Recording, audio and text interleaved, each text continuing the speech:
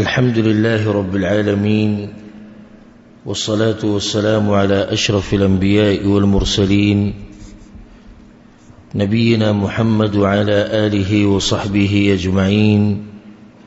أما بعد، كتاب مشكاة المصابيح تشرح بسلسلة دا مبارك درسنو او باقي کی منگا مسئلہ دا منزه بیانول تفصیلا. په آخرنی درس کې منگا اغباب ختم کړو، باب صفت الصلاة. د منزه طریقه په دغه باب کې اجمالا بیان شوی،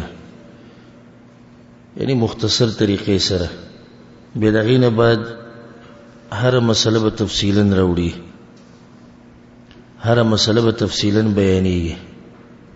ناولنی مسئلے راوڑ باب ما یقرأ بعد التکبیر، چې کله انسان منځ ته ننوځي او په هغه ټیم کې د تکبیر نه بعد به دې څه وایي، الله اکبر چې دی وي، نو د سورې فاتحې نه مخکې به څه وایي.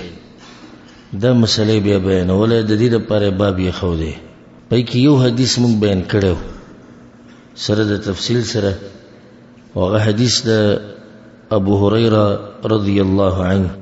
هغه کې دا دی چې پیغمبر صلی الله علیه وسلم به د تکبیر او د قرات په منځ کې غلی کېدو. نو ابو هريره رضی الله عنه د رسول صلی الله علیه وسلم نه تپوس وکړو چې زما مور پلار دې په تا باندې قرباني، ته د تکبیر او د سورة فاتحې د قرات په دې منځ کې ته څه وایې، دې ټیم کې ته غلی کېږي. نو رسول صلی الله علیه وسلم ته دعا وښوه. دلته موږ دا مسله بیانه کړې وه چې دې ته دعا استفتاح ویلی کېږي، او دعا استفتاح ورته په دې ویلی کېږي چې دې سره مونځ شروع کېږي، انسان خپل مونځ شروع کوي. او دا یوه دعا نه ده لکه موږ یوه یاده کړې ده، او دی عوامو تم دغه یو یاد لري، یو د خولی دغه سبحانك اللهم. دا خبره بیان شوی چې دین علاوه نور هم شته. او به دا مسلم بیان شوی چې بعض هغه دي چې هغه د تهجد د منځ سره خاص دي، او بعض هغه دي چې هغه عام دي، په فرضي او نفلي دواړو منځونو کې ویلی شي. موږ هغه اذکار او هغه دعاګانې بیانولې.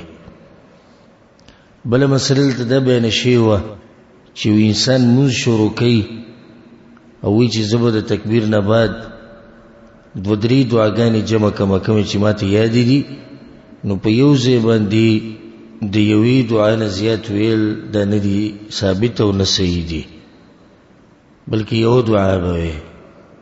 یو سړي ته څلور پنځه یادې دي، نو یوه ماسپخین کې ووایه، بله مازدیګر کې، بله ماښام کې، او په دې طریقې سره کله دا او کله هغه.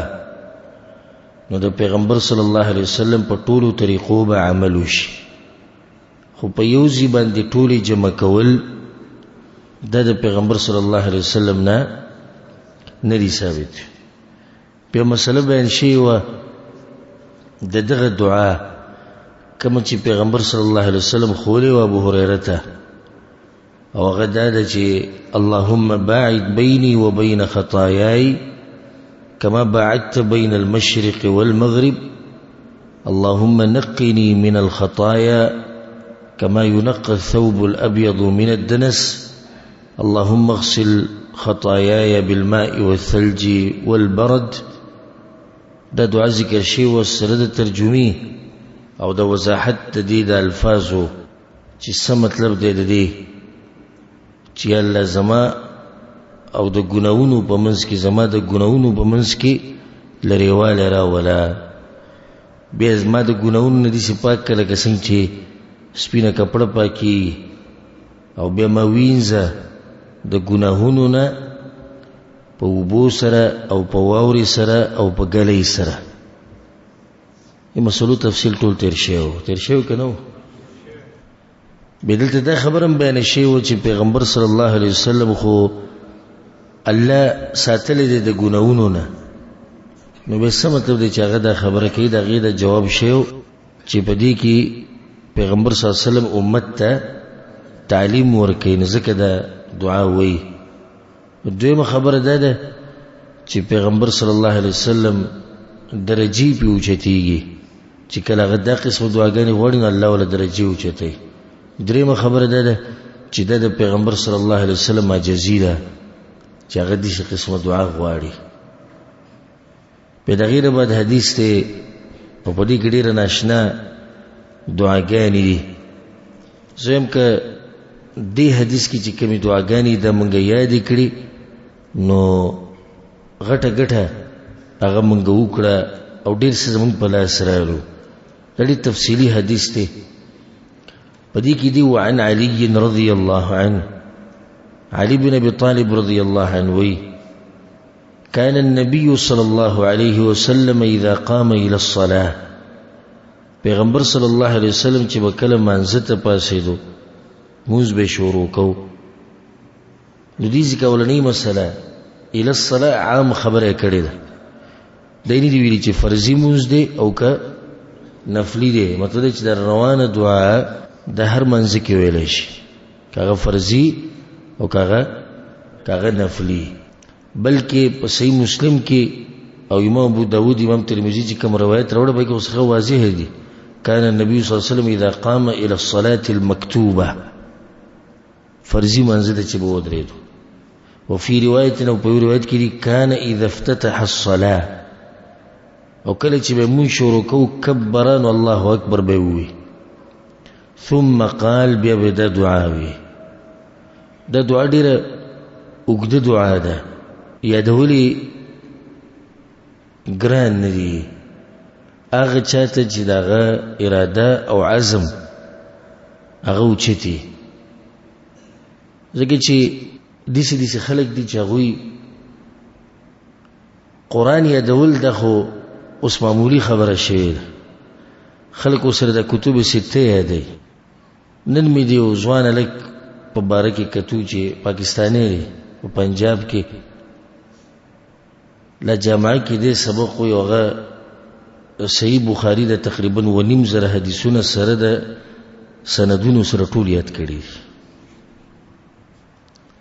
2.5 حدیثونه سره د سندونو دی ټول یاد کړي. زموږ په شان دی ځوان هلک دی. دا نشته پکې چې سترګې درې دي یا غوږونه څلور دي او یا دا چې خېټه پورې نشته، شهوت یې نشته یا عورت یې نشته، نه هر څه شته. هغه دغه حدیثونه یاد کړي ټول.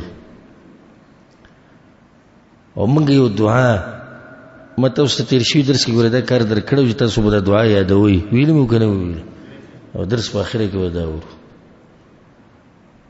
دا دعا معمولی اوږده ده خو یادولې اسان دي. دې کې دي چې پیغمبر صلی الله علیه وسلم چې به کله الله اکبر وی ثم قال بیا به دا دعا وي وجهت وجهي للذي فطر السماوات والأرض، ما خپل مخ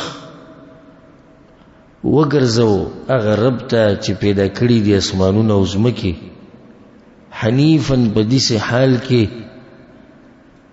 چې د شرک نه مې مخ اړولې دی، توحید طرف ته مې مخه ده. وما انا من المشرکین، او نه یم زه د مشرکانو نه. ان صلاتي، یقینا زما مونځ، ونسکی زما عبادتونه او قربانیانې، ومحیای ومماتی زما ژوند تیرول او زما مرګ، لله رب العالمین، دا ټول د هغه رب دپاره دي چې هغه د مخلوقاتو رب دی. لا شریک له، نشتی د هغه سره شریک. وبذلک امرت، او په دې باندې ماته امر شوی دی. وانا من المسلمین، او زه د مسلمانانو نه یم. اللهم انت الملك، یا الله ته باچای، لا اله الا انت، نشتی د عبادت حقدار مگر ته. انت ربي وانا عبدك، ته زما رب او زه ستا بنده یم. ظلمت نفسي، د خپل نفس سره مې ډېر ظلمونه کړي دي. واعترفت بذنبي، او خپل ګناهونه منمه. فاغفر لي ذنوبي جميعا، یالله زما د ټول ګناهونه ماته وبخ.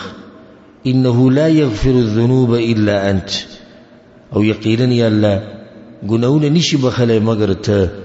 واهدني لاحسن الاخلاق، یا الله ما ته هدایتو کې خیستو اخلاق طرف ته.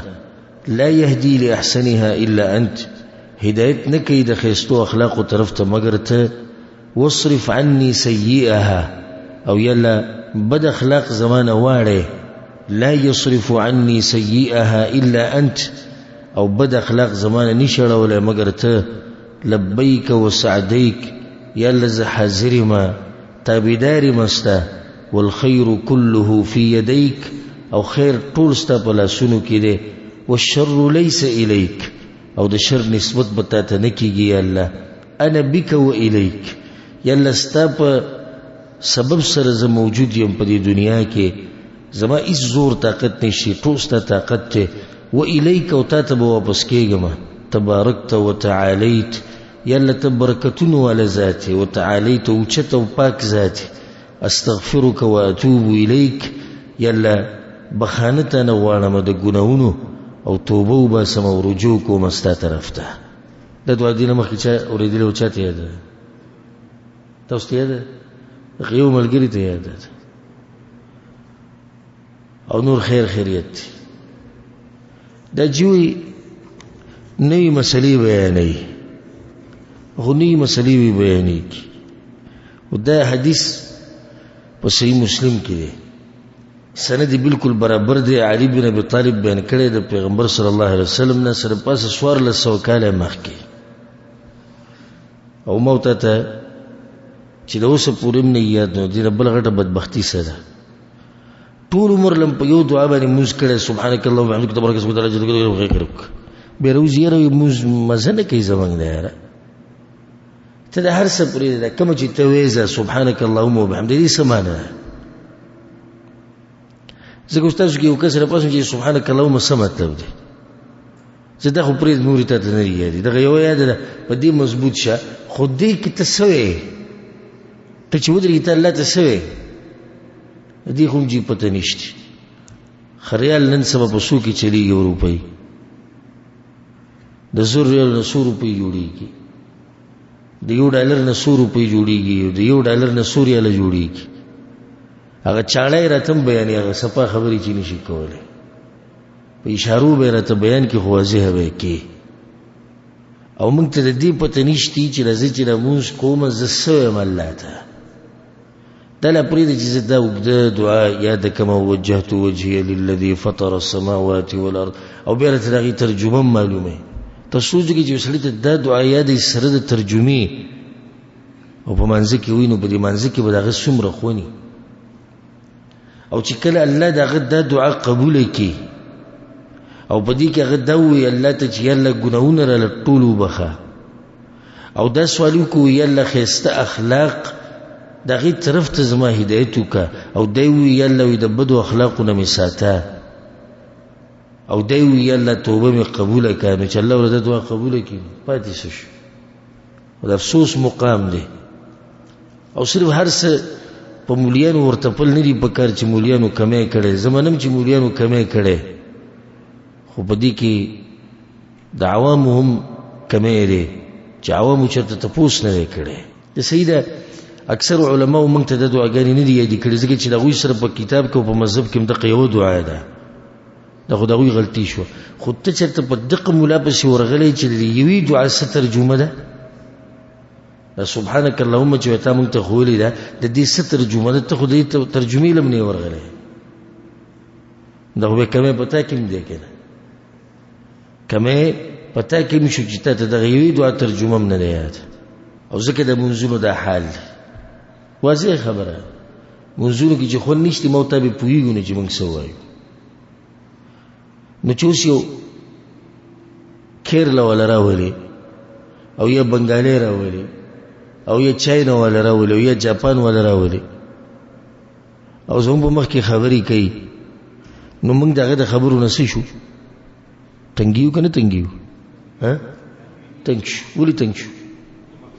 نه پوهیږو چې څه حالانکه هغوی چې لګي دی یو بل سره ډېر خون ول ورکوي، کېدای شي ډېرې قیمتي خبرې کوي، خو موت سره د خبرو قدر نشته ځکه چې موت پوهیږي چې داسې دي نو موږ ته مړ څه دماغ له خراب پیو بس خبرې ختمې کی دا څنګه یو سړی موز کې د منځ په ترجمه نه پوهیږي نو د سر د منځ قدر نشته یو او دویم کچر ته امام قرات وګت کو نو دی بتنګي په دې ځکه چې امام چې سوي دته نه دی خبر نو دی به چې بهر ته وځي دغه خبرې کړه زموږ د خلکو عامه طریقه ده نه منځوګت کو په کار خدا او شاته بوډاګان دي او شاته غریبانان دي او شاته مزدوران دي دا خبرې د ته یادې شي بدغه شي اصل وجه دی نه بیانې چې راځي چې تنگ شوم نو دا ز په دې تنگ شوم چې زه د امام سے په تلاوت باندې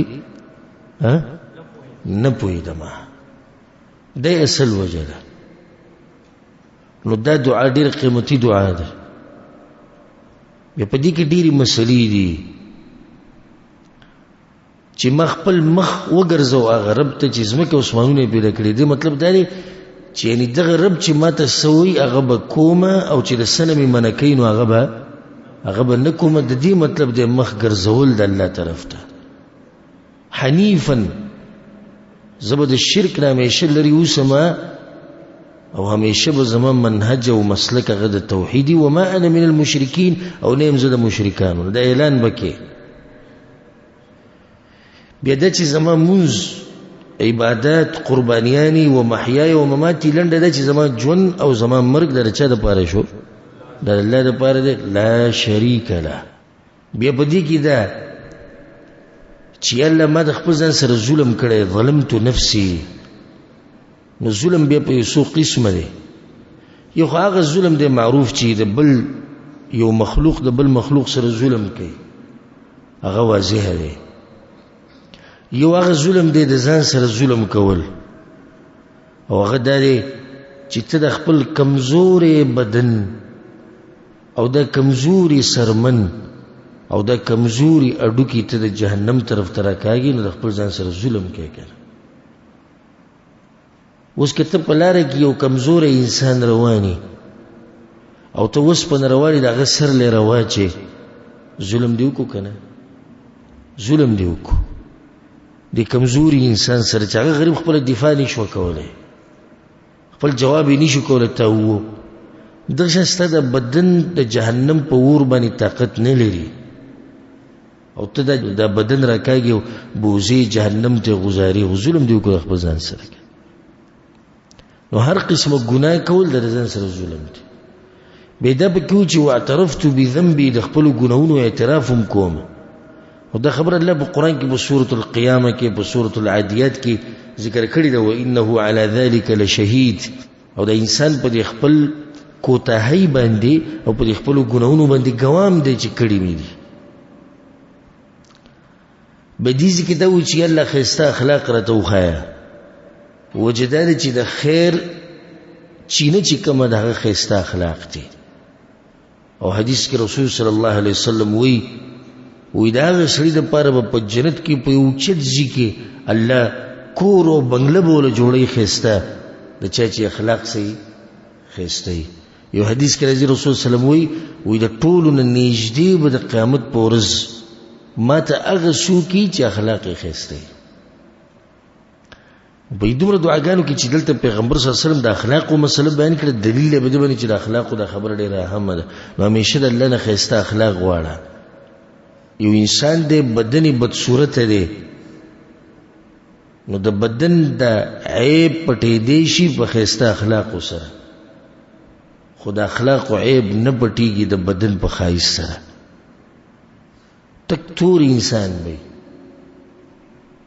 بدرنګ وي مخ او پوز او وګونه مې خسته نه وي نسب نه بم کمزوري خو د اخلاق دومره درون کړي چې هر شړې صفت کوي او د چانه بدا ونوري چې پلانې تور مخه یا پلانې غټ پوزه یا هغه پلانې چې نسبي کمزوري دي یا غچیت او یا غلن او یا غپیر او یا غنره دې چانه بو ونوري خو چې چانه نوري خسړې دی خوسر ډیر خسته ده تکشنی سترګي او تک سپینو زړ ویخته او دنګ باډي او اوچت نسب بد اخلاق ده هر سړی په مجلسونو کې دغه وي بد اخلاق سړی دی نو د جسم هغه خایس ولا د اخلاق هغه عیب پټ نه کو پټ نه کو او هغه بل د جسم هغه عیبونه چا پټ کړو د اخلاق هغه خایس ولا هغه عیبونه پټ کړو نو خپل اخلاق خیسته ساتي به دلته دوی والشر ليس اليك يلا چې د شر نسبت بتا ته نه کیږي دا مسلمان مخکې نور درسونه کې بیان کړی د دې ډېر معنی محدثینو چې د حدیث شرح کړي بیان کړي خو واضح به دي کې دا یو دا واضح ده والشر ليس اليك چې یلا هغه کار چې باغی کې شری نو هغه ته په اسمانونو ته نه درخیږي ځکه قرآن کې دی الیه یصعد الکلم الطیب والعمل الصالح يرفع الله ته نیک اعمال برخیج نو دیس کې چې شر الله ته بره نخیج قبلی نه دوی معنی ده واضحه والشر ليس اليك چې الله د ګناه په لار او د شر په لار مونږ ته نشو نږدې کېده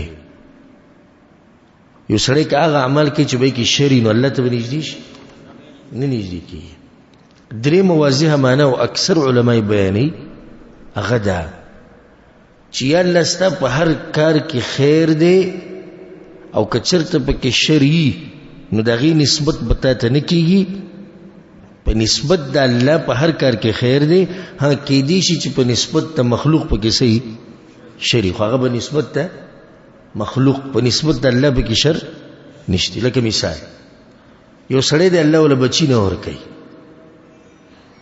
اوس د الله سبحانه وتعالی هر کار د حکمت نه ډک دی نو موږ خو داسې نشو کولی چې الله د شر راوستی دی په دې انسان باندې د شر نسبت به الله ته نه کوي ګوره پیریانو څومره ادبناک وغوي په سورة الجن کې الله وي چې کله به پیغمبر صلی الله علیه وسلم باندې وحي راغلی که نه هغه ته پیغمبري میلاو شو نو د اسمانونو چوکیداري شروع شو نو د پیریانو به بیا د اسمان خبرې نشوي اورېدې نو د یو بل سره یې ووي اشر اريد بمن في الارض ام اراد بهم ربهم رشدا یاره پته نشي چې د ځمکې والا د پاره د شر اراده شوې ده که نه الله د دوی دپاره خیر غواړي ګوره په شر کې د الله نوم وانه غستو وی پته نشي چې د ځمکې والا د پاره د شر اراده شوې ده که نه الله د دوی دپاره خیر غواړي نو په خیر کې الله یاد کو په شر کې یاد نه کو دا د هغوی ادب و د الله سره خو دا یو سړی د بچي ولا الله نه ورکوي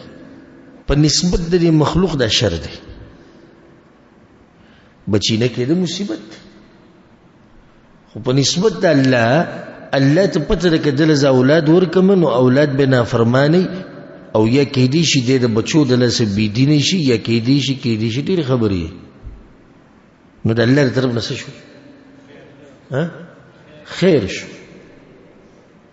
یو سړی دی مړ شو نو زامن یې خپه دي زموږ پلار مړ شو په نسبت د الله د خیر دی د هغه ژوند دغه ځي پورې و په دې کې به د هغه دپاره خیر و مخکې د هغه ژوند ښه نه و الله ته دې پته و نو په نسبت د الله دا خیر دی ها کېدی شي چې مخلوق ته نسبت کې بیا به شر خو الله ته به د شر نسبت نه کېږي ولې ځکه چې د الله په هر کار کې څه دی خیر او حکمت ته دی معنی شوه وإذا رکع او کله چې پیغمبر صلی الله علیه وسلم رکوع وکړه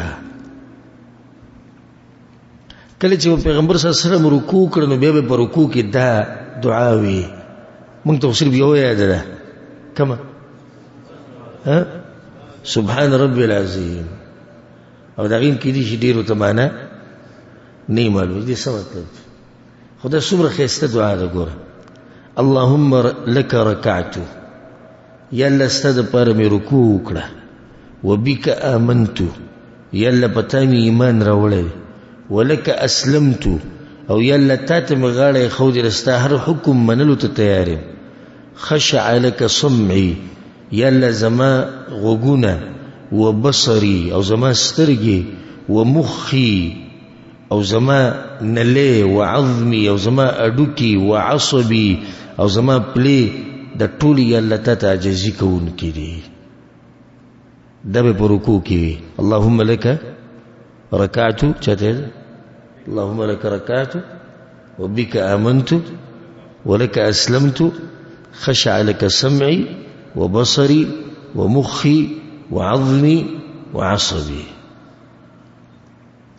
فإذا رفع رأسه نو کله چې پیغمبر صلی الله علیه وسلم د رکوع نه سر راوچت کو نو سمع الله لمن حمده ربنا لك الحمد مسله تیر شي دا به وي بیا به یو بل دعا وي اللهم ربنا لك الحمد یلا ټول حمدونه او صفاتونه ستاسو لپاره دي ملء السماوات والارض پاندازه د ډکوالی د اسمانونو او د زمکو یلا موږ ستاسو حمدونه بیانو وما بينهما او پاندازه دغه څه چې د زمکو او د اسمان په منځ کې دي وملء ما شئت من شيء بعد او یلا پاندازه د هغه شی د ډکوالی چې ته غواړي د دینه بعد یعنی د زمکو او د اسمان نه بعد به دې سره نور مخې ته دعا راغلي ده خو دې ځکه ذکر شي او ان شاء الله پر روان درسونو کې هغه بیانېږي به تفصیلا اهل الثناء والمجد حق ما قال العبد وكلنا لك عبد اللهم لا مانع لما اعطيت ولا معطي لما منعت ولا ينفع ذا الجد منك الجد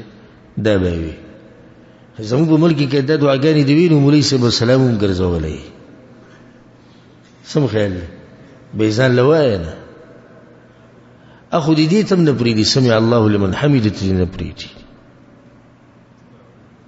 اخو ته ربنا لك الحمد دې نه پریدي دزر بس یو څو رکعاتو کې سلام وګرځي او خلک بیا روان شي واپس او جی موږ څوک موږ منځو کو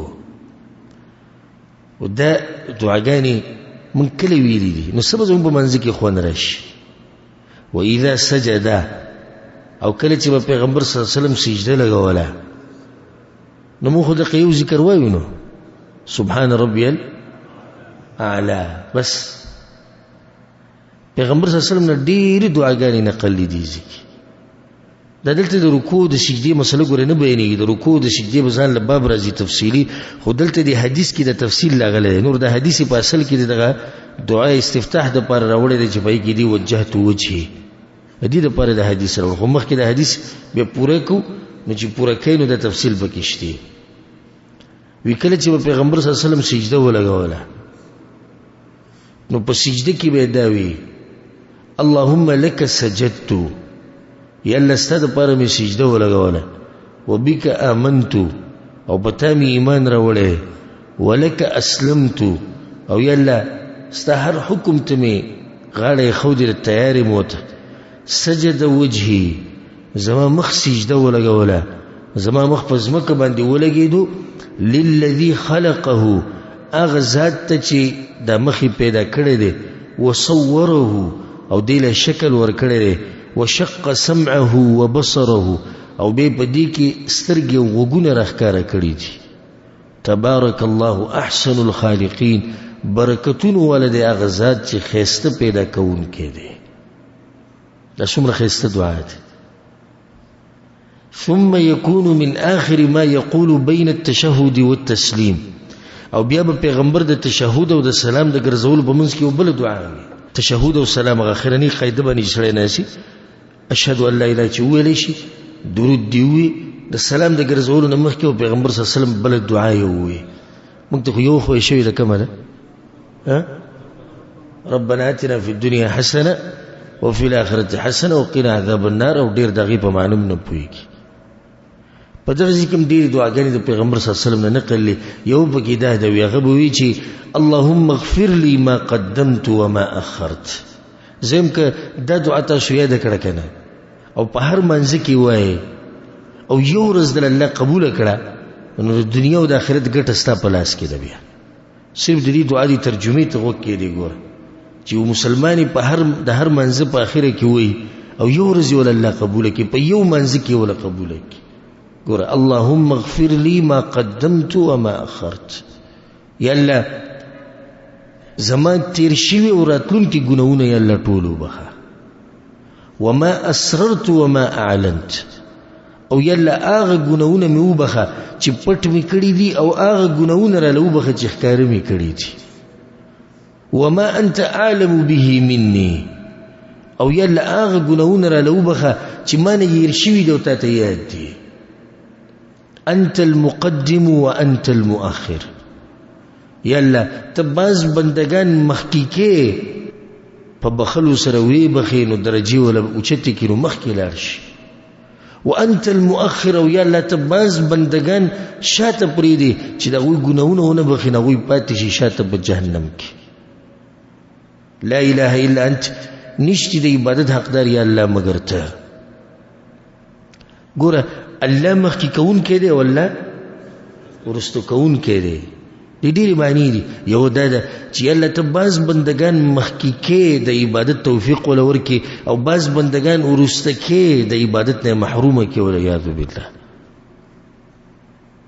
دا ګوره د الله یو خاص احسان وګڼئ چې تاسو له توفیق درکړی دی د مونځ د کولو د عبادتونو د کولو درسونو کې د کېناستو. دا ګوره خاص توفیق دی د الله.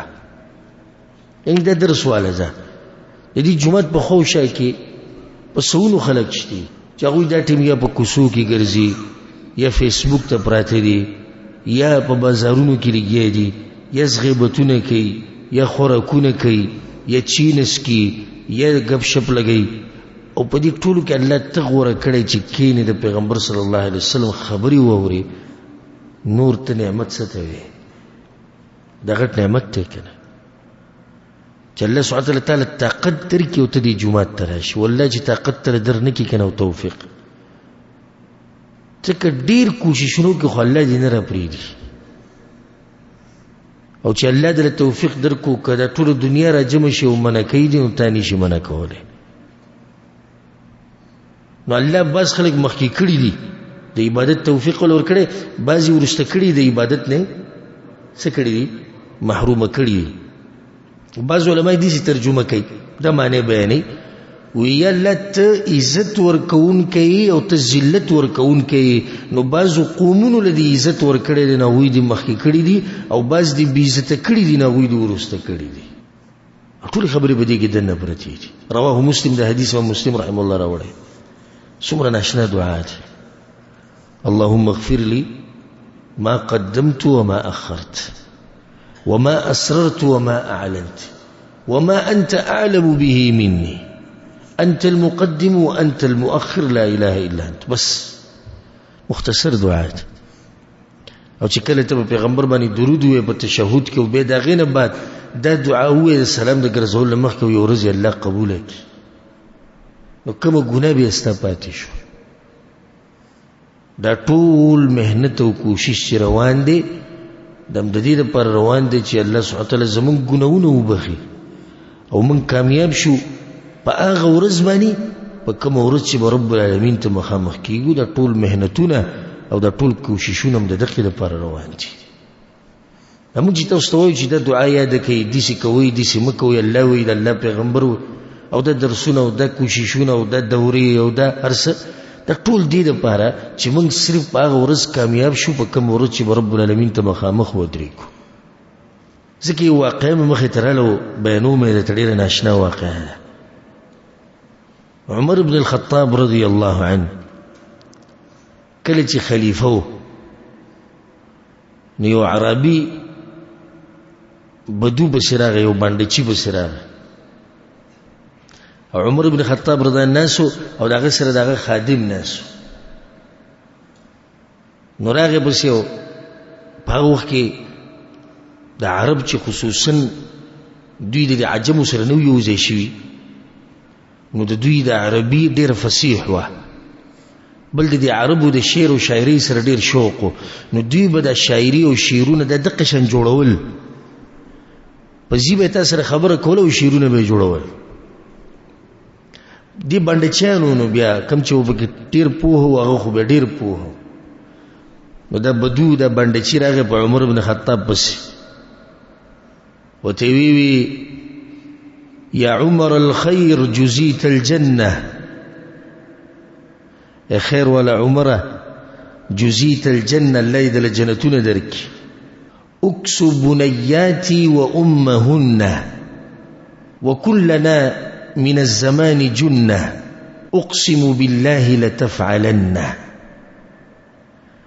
دی عمر بن خطاب ته وی او دی د عربي انسان ته حیران شي يا عمر الخير جزيت الجنة أكس بنياتي وأمهن وكلنا من الزمان جنة أقسم بالله لتفعلن.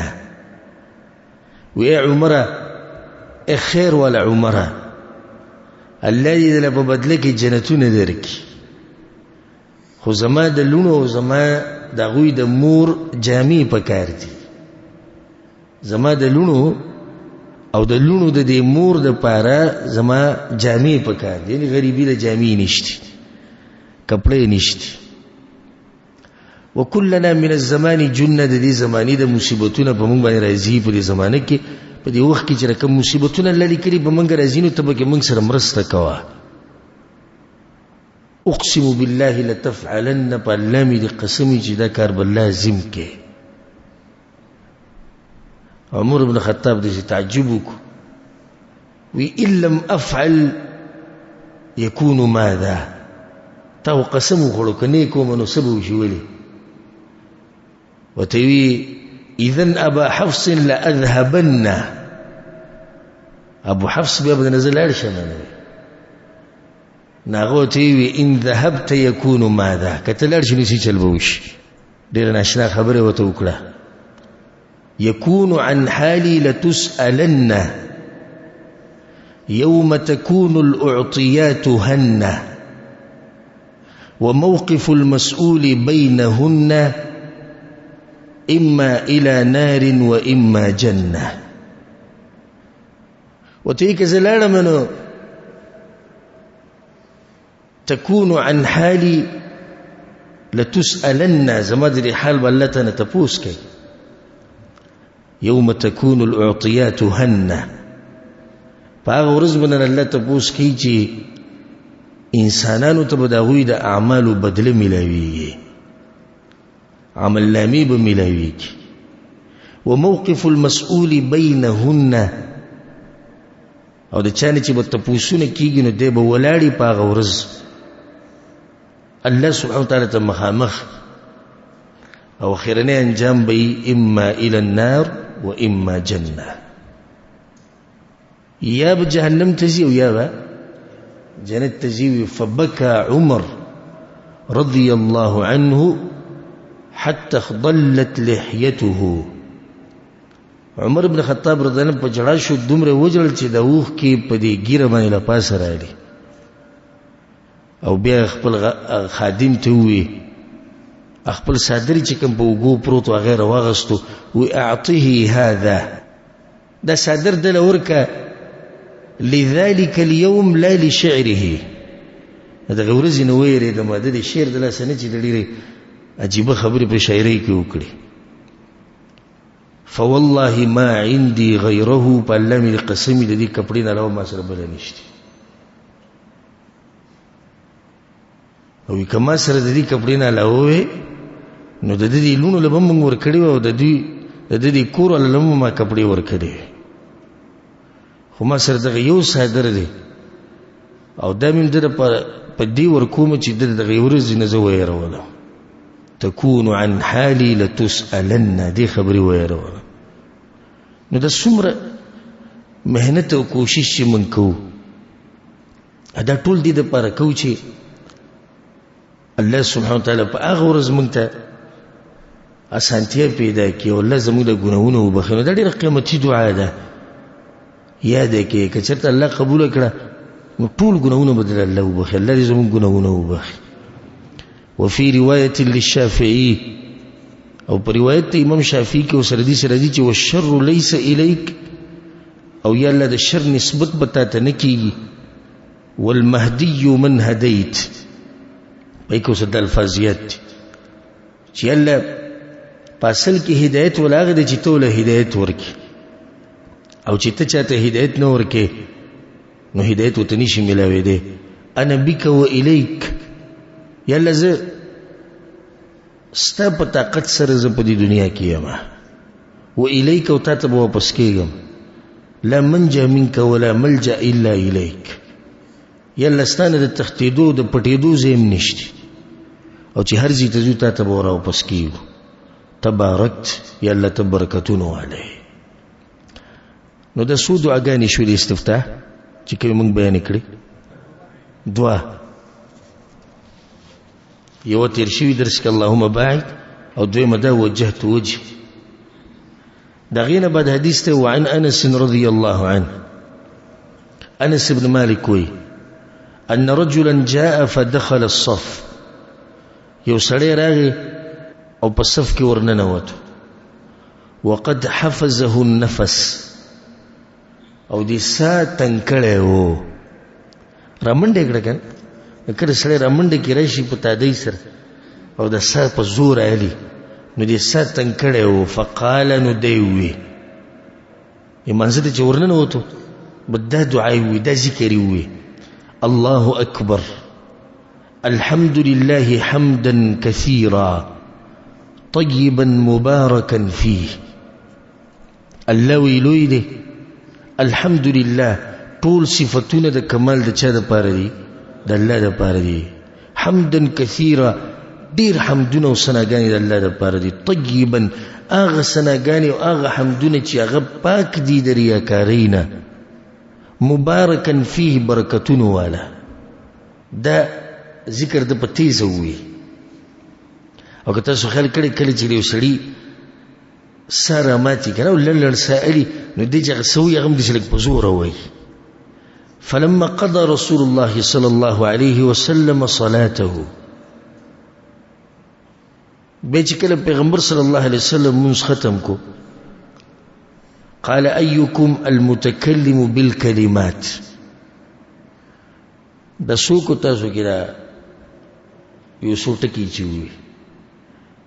فأرم القوم، قوم ټول غلی شو، صحابه کرام ټول غلی شو. بیا پیغمبر وی أيكم المتكلم بالكلمات، دا چا دا ټکي ویلي؟ فأرم القوم، قوم ټول غلی شو. نو دی نور خو نه دی ویلي، هغه غریب په یره کې و. یعنی که زه چې ما ویلي نو چې ګوره څه به وایي. نو بیا یې وی فأيكم المتکلم بها، چا دا خبرې کړي دي؟ فإنه لم يقل بأسها، هیڅ خبره نه ده چې حرج نشته د څه چې ویلي. نو هغه سړی راپاسې وی یا رسول الله ما ویلي. جئت وقد حفظني النفس فقلتها، یا رسول الله رالم او د ساغ ستوتن کړم، بس دغه لنډ کلمات یې ما وی استفتاح په زبان. الله اکبر الحمد لله حمدا كثيرا طيبا مباركا فيه.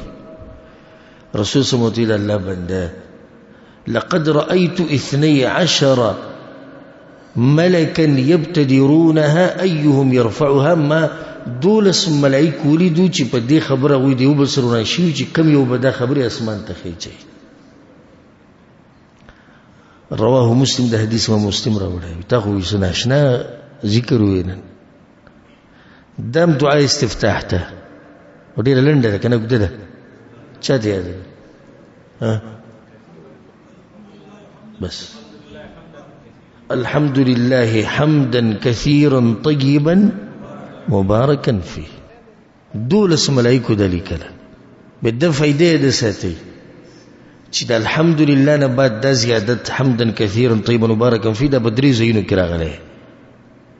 یو دلته الحمد لله حمدا كثيرا طيبا مباركا فيه، او دویم د رکوع نه بعد حمدا كثيرا طيبا مباركا فيه، او دریم په بعضو روایتونو کې کله چې انسان پرنجیو کې نو باغ ټیم کې هم دي شوی الحمد لله حمدا كثيرا طيبا مباركا فيه. بعضو کې صرف الحمد لله دی، او په بعضو کې الحمد لله حمدا كثيرا طيبا مباركا فيه. نو په څو ځایونو کې دا زیادت دی، درې رکوع نه بعد استفتاح کې او دریم اپرنجی په وخت کې. دغه بعد حدیث ته په الفصل الثاني کې وعن عائشة رضي الله عنها، عائشة رضي الله عنها وی كان النبي صلى الله عليه وسلم إذا افتتح الصلاة، پیغمبر صلی الله علیه وسلم چې بکره د منځه افتتاح کوله الله اکبر به وی بیا به وی سبحانك اللهم وبحمدك وتبارك اسمك وتعالى جدك ولا اله غيرك. امام ترمذی امام ابو داود دا حدیث راوړی. سبحانك یا الله پاکی دستا د پاره د هر نقصان او عیب نه یا الله ته پاکی. اللهم یا الله وبحمدك ستا پاکی بیانو وبحمدك سرستا د صفاتو اوچت صفات ټول ستا د پاره دی الله. وتبارك اسمك او یا الله ستا نوم برکتونو والده. وتعالى جدك او یا الله ستا شان ډیر اوچت دی. ولا اله غیرک او ستا نه علاوه بل څوک د عبادت حقدار نشته. دا حدیث په سند کې د محدثینو کلام دی، خو صحیح خبره ده چې دا حدیث صحیح دی د نورو حدیثونو د لاسه. دې باره کې نور حدیثونه هم راغلي، نو دا ټول چې راجمع کې نو دې حدیث ته په طاقت ملاویږي. او د عمر بن خطاب رضی الله عنه موقوفا صحیح ثابت دی. موقوفا یعنی هغه به دا کار کو. بعض روایتونه کې راځي هغه په منځ کې دا استفتاح په زور وی چې خلک یې زده کی، نو دا ثابت ده ان شاء الله. خو بیا کوم چې موږ مخکینی وی هغه په سند کې د دین سدي د دین زوروري دي، ځکه چې هغه د صحیح بخاری صحیح مسلم حدیثونه او د دې په سند کې اختلاف شته. خو نه سندي خلاصې د سند ده چې دې سند هغه صحیح دی او د عمر بن خطاب نم ثابته دعاء د استفتاح. ورواه ابن ماجه عن ابي سعيد ويدق حديث ابن ماجه رواه ابو سعيد خدرينا. وقال الترمذي او امام ترمذي دا خبره کړی ده هذا حديث لا نعرفه الا من حارثه. وإذا حدیث مونږ چې کوم پیژنو سند نو په سند کې حارثه دی راوي. وقد تكلم فيه من قبل حفظه او د مبارک علماء خبري کړی دي چې د حافظ دي زورور نه علماء جرح کړی د بده باندې. خو نور دي سندونه شتي چې پای کې د حارثه نشتی، نو دا سندونه د لاسه دي حدیث ته تقویت ملويږي دي سند ته. نو ان شاء الله د دې سند چې دا صحیح دی. دا غینه بعد حدیث ته وعن جبير بن مطعم رضي الله عنه. جبير بن مطعم وي انه راى رسول الله صلى الله عليه وسلم يصلي صلاه. وي ما یو پیغمبر صلی الله علیه وسلم په منځ ولیدو، نو دی وی دی ولکی التكبير نبات الله أكبر كبيرا الله أكبر كبيرا الله أكبر كبيرا والحمد لله كثيرا والحمد لله كثيرا والحمد لله كثيرا وسبحان الله بكرة وأصيلا ثلاثا دري بيري دوي. دا سوى ما يستفتح شو بينزم شو يوا أولك اللهم باعد بيا وجهت أو بيا الحمد لله ولا أو دريما سلورما سبحانك اللهم وزدا بينزم شوا. الله أكبر كبير دري بيري والحمد لله كثير دري بيري وسبحان الله بكرة وأصيلا دري بيري. بيا بيدوي أعوذ بالله من الشيطان من نفخه ونفثه وهمزه. رواه ابو داود حديث ابو داود رواه امام ابن ماجه رواه الا انه لم يذكر والحمد لله كثيرا. ابن ماجه روایت کې دا وسره نشتی. وذكر في اخره من الشيطان الرجيم باجلس من الشيطان الرجيم. وقال عمرو رضي الله عنه چې نفخه الكبر د شیطان نفخ چې دی تکبر ته وي، ونفثه او نفث د شیطان د شیرونه دغه، وهمزه الموت او همز معنی جنون لیونتوب دی چې شیطان په انسان راولي. ودلته د فائدې ده ساتي. اعوذ بالله من الشیطان الرجیم دې ته په عربي کې استعاذه وایي. څه استعاذه ده مختصر استعاذه ټکی چې کله ویل شي استعاذه دی ویل ده کنه، نو د استعاذه څه مطلب دی؟ اعوذ بالله من الشیطان الرجیم. دا اعوذ بالله من الشیطان الرجیم موږ په یو طریقې ادا کړی ده، حالانکه د پیغمبر صلی الله علیه وسلم نه په ډیرو طریقو سره ثابت ده.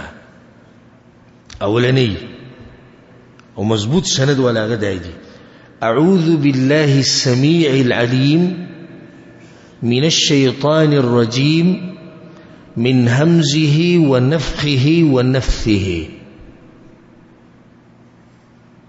من همزه د شیطان د تکبر نه می الله بچک، ونفثه او دغه د جادونه، ونفخه او دغه د وسوسونه می الله بچک. ناولنی طریقه دا شو چاته یاد ده غسانه.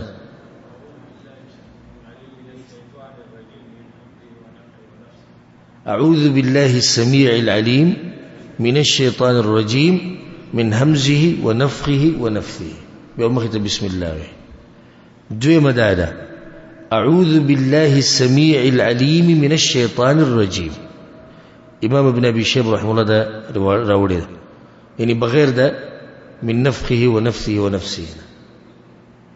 أعوذ بالله السميع العليم من الشيطان الرجيم.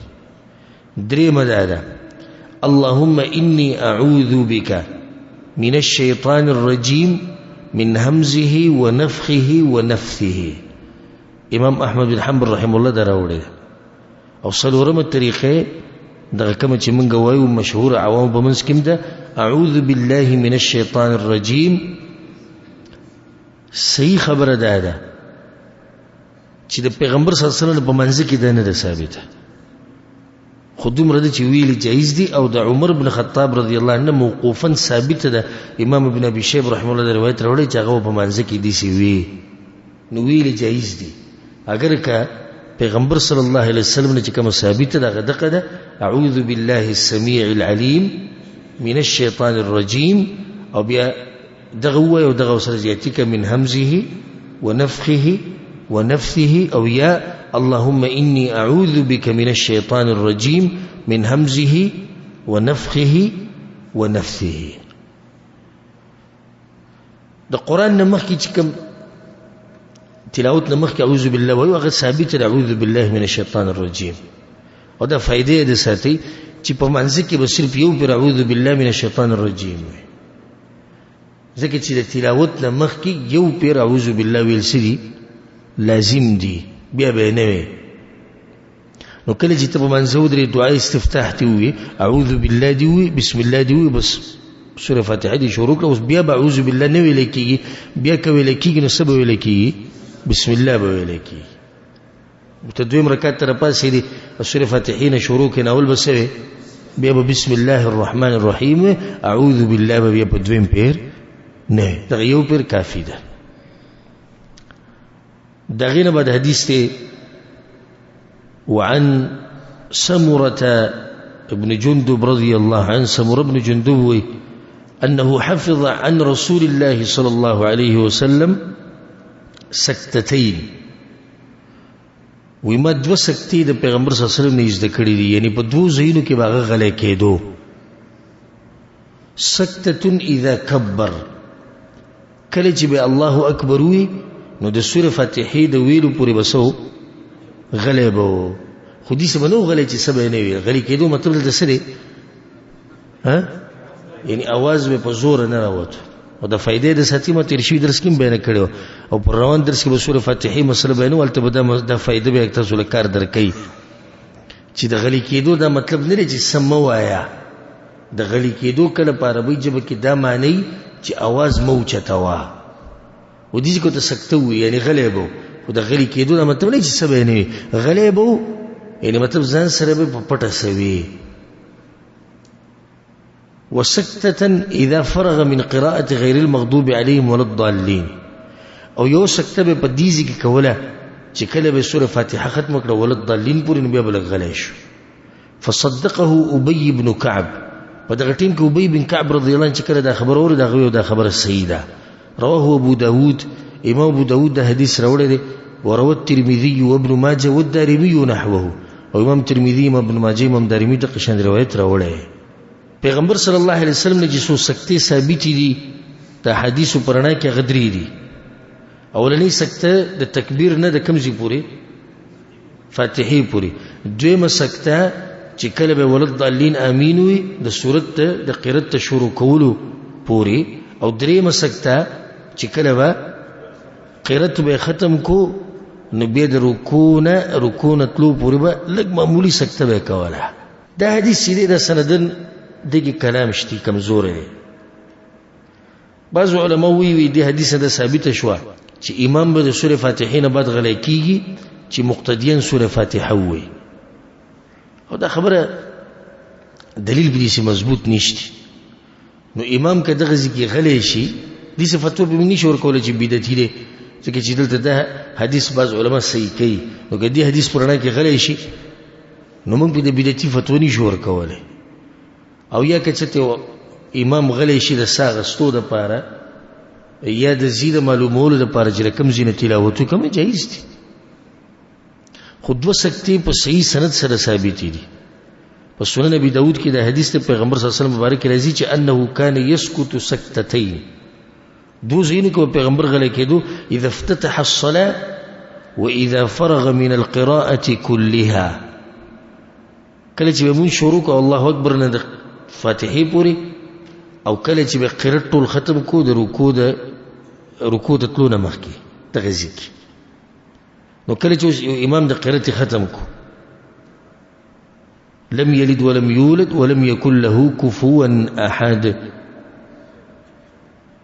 نو لک بغلیش بیا به الله اکبر چې د قرات او د تکبیر په منځ کې سره شي فرق راشي.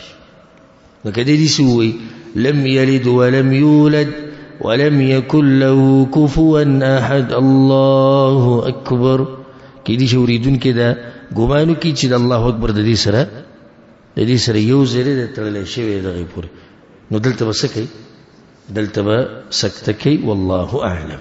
دغه بعد حدیث ته عن ابي هريره رضي الله عنه، ابو هريره رضي الله عنه كان رسول الله صلى الله عليه وسلم اذا نهض من الركعه الثانيه، کله چې پیغمبر صلی الله علیه وسلم د دویم رکعت نه پاسېدو استفتح القراءه بالحمد لله رب العالمين، نو قرات به الحمد لله رب العالمين نشروا ولم يسكت وغلی کېدو بنا.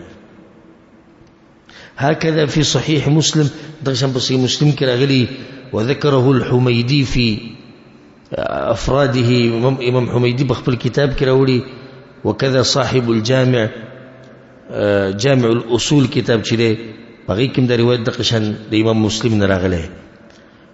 ابو هريره رضی الله عنه د خبرې مطلب څه دی؟ مطلب دا دی چې کله به پیغمبر صلی الله علیه وسلم د دویم رکعت نه دریم ته پاسېدو نو دلته خو تحیات ویلې شو، نو کله چې په ذهن کې راشي چې د هولندي قاعدې نه پاسېدو نو وس په بیا سبحانك اللهم و استفتاح بکینو بیا به استفتاح نه وي، خو بسم الله به پټو او به قرات تسنه شروع کو د الحمد لله رب العالمين نه شروع کو. الفصل الثالث کې حدیث ته عن جابر رضي الله عنه، جابر رضي الله عنه كان النبي صلى الله عليه وسلم اذا افتتح الصلاه كبر، پیغمبر صلی الله علیه وسلم چې کله مون شروع کو الله اکبر به وي، ثم قال بیا به وي ان صلاتي ونسكي ومحياي ومماتي لله رب العالمين لا شريك له وبذلك امرت وانا اول المسلمين. سی خبر ده چې د امام نسائی روایت او د امام نسائی پر روایت کې دلته وانا اول المسلمین نه دی وانا من المسلمین. امام دارقطنی چې کوم حدیث اوري پای کې دی وانا اول المسلمین، دې ځکه مؤلف رحم الله سهو شوی بیا به وی اللهم اهدني لاحسن الاعمال واحسن الاخلاق، یلا ما ته هدایت کې خسته اعمال طرف ته او د خسته اخلاق طرف ته، لا يهدي لاحسنها الا انت وقيني سيئ الاعمال وسيئ الاخلاق لا يقي سيئها الا انت. او دې چې دا دعا موږ سره مخ کې تیر شوی دا رواه النسائی، دا حدیث امام نسائی راوړی. دا غینه بعد حدیث ته دا په دې باب کې اخرنه حدیث ته وعن محمد بن مسلمة رضي الله عنه، محمد بن مسلمة وي ان رسول الله صلى الله عليه وسلم كان اذا قام يصلي تطوعا، پیغمبر صلی الله علیه وسلم چې وکړه پاسې د موز به کو نفلی قال دا به وی الله اکبر بیا به وی وجهت وجهي للذي فطر السماوات والارض حنيفا وما انا من المشركين، وذكر الحديث مثل حديث جابر. او بیا حدیث قشان ذکر کو څنګه چې جابر دا حدیث موږ سره مخکې تیر شوی دی، الا انه قال او بیا دې سوي وانا من المسلمين. او سبحان الله دې ځکه مؤلف رحم الله سهو شوی دی د امام نسائی په روایت کې دې ځکه دی وانا اول المسلمين، نو دلته وانا من المسلمين ذکر کړی دی او الته وانا اول المسلمين وغیر سهو شوی دی دې غټه کې الته کړی دا ځای دلته کړی دی. او بیا دوي اللهم انت الملك لا اله الا انت سبحانك وبحمدك ثم يقرأ بقراءة شروعه، رواه النسائي، ده حديث امام النسائي راوړی. یو بل دعا مشتري استفتاح غات ذکر کوم مختصر حدیث کی درجی په صحیح مسلم کی عبد الله بن عمر رضی الله عنه روایت ته وبينما نحن نصلي مع النبي صلى الله عليه وسلم اذ قال رجل من القوم ومن د پیغمبر صلی الله علیه وسلم سره موږ کو یو کس پکې دا وی بمنځ کې الله اکبر کبیرا والحمد لله كثيرا وسبحان الله بكرة واصيلا دي ذکر موږ سره مخکې تیر شي خو درې پیری دا یو پیر دی فقال النبي صلى الله عليه وسلم من القائل كلمة كذا وكذا دا خبر چا وکړه سره پس وی رسول الله ما وکړه وعجبت لها فتحت لها ابواب السماء نشنا خبرې دی وکړه د اسمان دروازې وته کولو شي عبد الله بن عمر وی فما تركتهن منذ سمعت النبي صلى الله عليه وسلم يقول ذلك ما کله چې د پیغمبر دا خبر وورید چې اسمان دروازې دې پر کولو شي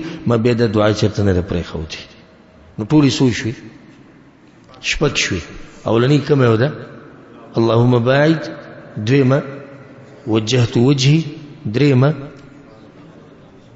الحمد لله حمدا كثيرا طيبا مباركا فيه سلورما سبحانك اللهم بينزما الله أكبر كبيرا والحمد لله كثيرا وسبحان الله بكرة واصيلا دري بيري او شپګما هم دقه یو پیر وسله استاسو مرشي ادول نه ادول دغه استاسو کار دی زمون کار څه دی هغه بیانولي دې سره د درس اختتام ته ورسېدو الله سبحانه وتعالى موږ له توفيق راکړي د پیغمبر صلی الله علیه وسلم په طریقه د عمل کولو هذا والله اعلم وصلى الله وسلم على نبينا محمد وعلى آله وصحبه أجمعين.